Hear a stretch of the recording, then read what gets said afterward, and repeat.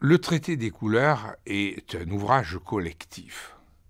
Il s'adresse à plusieurs types de publics et donc il était nécessaire de faire contribuer plusieurs auteurs avec des spécialités un petit peu différentes.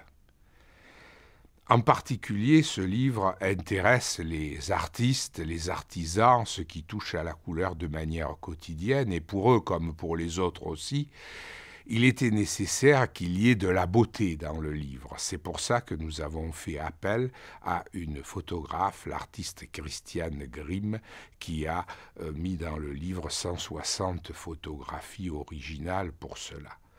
Mais la couleur a aussi besoin de rigueur. Et donc pour cela, nous avions besoin de Marie-Noëlle Bussac, qui est physicienne théoricienne et qui introduit une dimension de couleur, de rigueur dans la couleur. La couleur est vraiment un sujet transdisciplinaire qui implique la physique, la chimie, la biologie, la sociologie, et on comprend bien pourquoi. Toute couleur naît d'une excitation physique, une lumière, une surface regardée.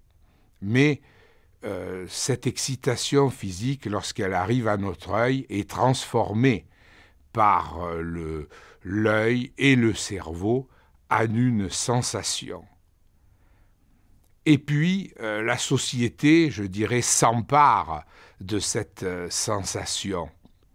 La couleur devient le support symbolique pour beaucoup de choses et s'introduit la dimension du relativisme culturel de la couleur.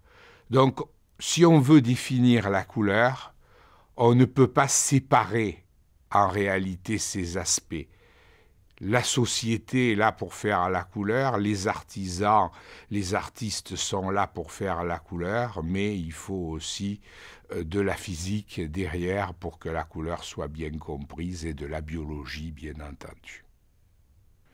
Notre ouvrage porte le titre de Traité des couleurs, qui est le même que celui du célèbre ouvrage du grand Goethe.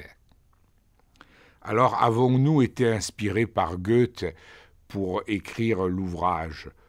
Non, pas précisément, parce que Traité des couleurs, c'est un titre générique que n'importe qui traite de la couleur d'une manière complète a envie d'utiliser.